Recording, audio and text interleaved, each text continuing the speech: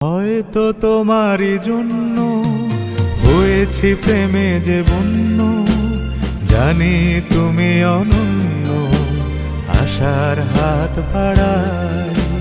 যদি কখনো একান্তে চেয়েছি তোমায় জানতে, শুরু থেকে শেষ প্রান্তে ছুটে ছুটে গেছি তাই।